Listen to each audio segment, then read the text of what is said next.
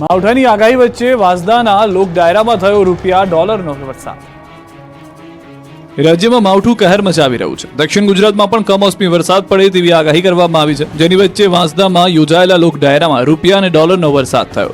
નવસારીના વાંસદામાં કીર્તિદાન ગઢવીએ ભજન કીર્તનની રમઝટ બોલાવી। ડાયરામાં કમાઈ પણ આકર્ષણ જમાવ્યું। ગરીબ દીકરીઓના સમૂહ લગ્ન માટે ભંડોળ એકત્ર કરવા માટે આયોજિત ડાયરામાં વિસ્તારના સાંસદ, ધારાસભ્ય તથા અગ્રણીઓ દ્વારા રૂપિયાનો વરસાદ કરાયો। 10 રૂપિયાથી લઈને 500 રૂપિયા સુધીની નોટોનો વરસાદ થયો। તિલક ગ્રુપ દ્વારા આયોજિત આ ભવ્ય લોક ડાયરામાં સવાર સુધીમાં અંદાજે 11 લાખ રૂપિયાથી વધુનું ભંડોળ એકત્ર થયાનો દાવો છે। આ ડાયરામાં કેન્દ્રીય મંત્રી CR પાટીલના પુત્ર જિગ્નેશ પાટીલ પણ ઉપસ્થિત રહ્યા। વડોદરા ભાજપના કાર્યકર્તાનું ભાજપ જ નથી સાંભળતું। વિકાસ જંગતા વિસ્તારના રહીશોએ સુવિધાઓના અભાવે ચક્કાજામ કર્યો। બંધ કરો, અન્યાય બંધ કરો, લોકોને જગાડીશું, તંત્રની આંખો ઉઘાડીશું ના નારાથી ગુંજી ઉઠ્યો વડોદરાનો રોડ।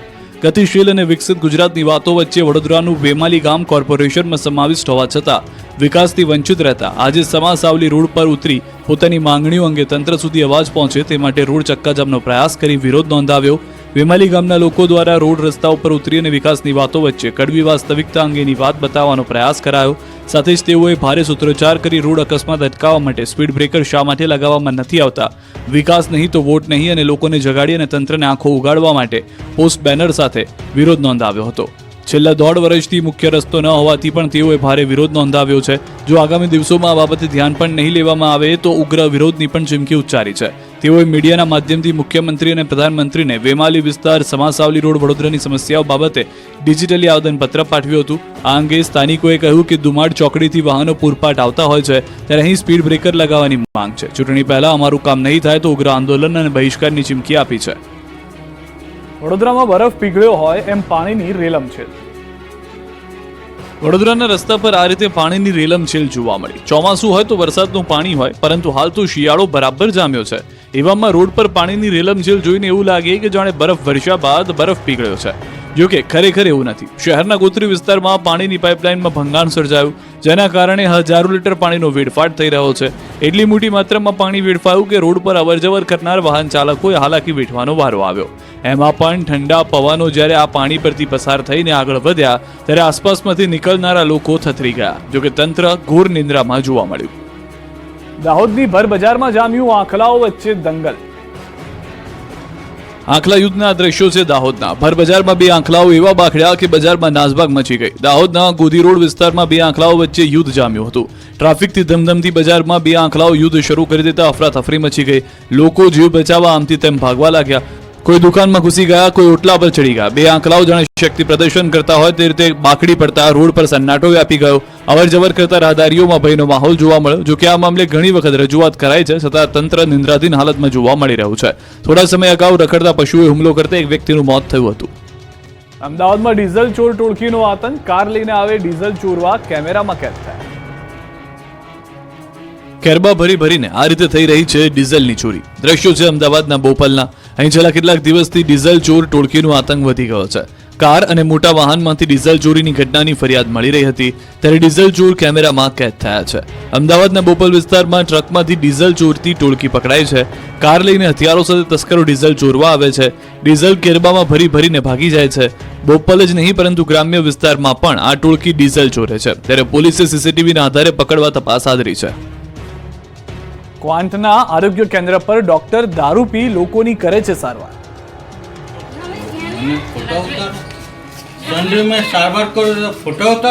થોથા વળતી જીભ, ગોથા ખાતા આ ભાઈ, લાલ આંખો। આ છે છોટાઉદેપુરના ક્વાંટના આરોગ્ય કેન્દ્રના ડોક્ટર। આ મહાશય ચાલુ નોકરીએ ટલ્લી થઈ ગયા। આરોગ્ય કેન્દ્રના ડોક્ટર અનિલ યાદવે ચાલુ નોકરીએ દારૂ પી લીધો। દારૂ પીધા બાદ ડોક્ટર સાહેબ હોશમાં ન હતા। માંડ બેસી શકતા હતા। ઊભા થતા જ ગોથા મારતા હતા અને બોલે તો જીભના થોથા વળતા હતા। જ્યારે ગરીબ દર્દીઓ સારવાર માટે આવ્યા તો તેમની સારવાર કરી નહીં, ઉદ્ધતાએ ભર્યું વર્તન કરી ગરીબ દર્દીઓને પાછા ધકેલી દીધા। ડોક્ટરે રિપોર્ટ જોવાની પણ ના પાડી દીધી, જેનો વિડીયો વાયરલ થયો છે। કોઈને બોલાવો, પોલીસને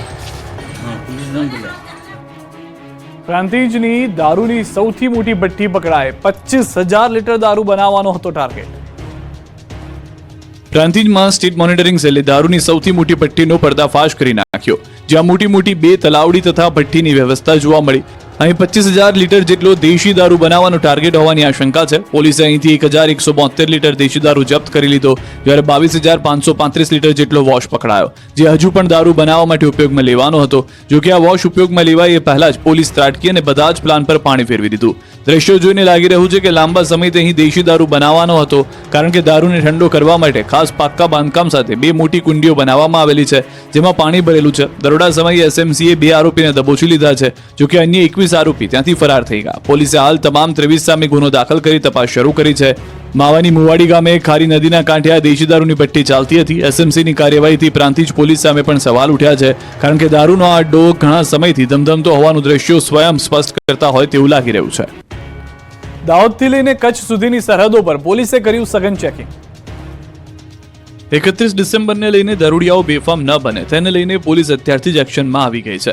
સરહદો પર સઘન ચેકિંગ કરવામાં આવી રહ્યું છે. દાહોદ પોલીસ પણ એક્શનમાં આવી ગઈ છે. દાહોદ એસપીની અધ્યક્ષતામાં કોમ્બિંગ ડ્રાઈવ યોજવામાં આવી. દાહોદ હાઈવે પર ડ્રાઈવ યોજવામાં આવી હતી. વાહન ચાલકોને રોકી સ્થળ પર જ દંડ વસૂલાયો. પોલીસ દ્વારા આ ડ્રાઈવ અંતર્ગત લાખો રૂપિયાનો દંડ વસૂલવામાં આવ્યો. પોલીસે દારૂ પીધેલા અને દારૂ વેચનાર સામે કાર્યવાહી કરી. એસપી, ડીવાયએસપી, પીઆઈ, પીએસઆઈ સહિતના અધિકારીઓ ડ્રાઈવમાં જોડાયા હતા. પોલીસે ડ્રાઈવને લઈને વાહન ચાલકોમાં ફફડાટ ફેલાયો છે. તો સાપુતારા ખાતે જિલ્લા પોલીસ તંત્ર દ્વારા મહારાષ્ટ્રમાંથી આવતા વાહનોનું સઘન ચેકિંગ હાથ ધરવામાં આવ્યું. જિલ્લા પોલીસ તંત્ર દ્વારા 6 જેટલી અલગ અલગ ટીમો બનાવી મહારાષ્ટ્રની હદમાંથી આવતા તમામ વાહનોનું હાલ સઘન ચેકિંગ હાથ ધરવામાં આવી રહ્યું છે. સાપુતારા ખાતે 31 ડિસેમ્બરની ઉજવણી માટે આવતા પ્રવાસીઓ શાંતિપૂર્ણ માહોલમાં ઉજવણી કરે એ માટે જિલ્લા પોલીસ તંત્ર દ્વારા હોટલ તેમજ બોર્ડર પર સઘન ચેકિંગ કરવામાં આવી રહ્યું છે. તો 31 ડિસેમ્બર તેમજ નવા વર્ષની ઉજવણીને લઈને મહીસાગર જિલ્લા પોલીસ એક્શનમાં આવી છે. ગુજરાત રાજસ્થાનની કાલિયાકુવા બોર્ડર પર સઘન પોલીસ બંદોબસ્ત ગોઠવવામાં આવ્યો છે. એસઆરપી તેમજ સ્થાનિક પોલીસ દ્વારા ચેકપોસ્ટ પર વાહનોનું ચેકિંગ હાથ ધરવામાં આવ્યું છે. 31 ડિસેમ્બરને લઈ મહીસાગર જિલ્લાની 4 ચેકપોસ્ટ પર એસઆરપી સહિત 60 પોલીસ જવાનોની બાજ નજર રહેશે. દારૂની હેરાફેરી રોકવા મહીસાગર એલસીબી દ્વારા પેટ્રોલિંગ હાથ ધરાશે.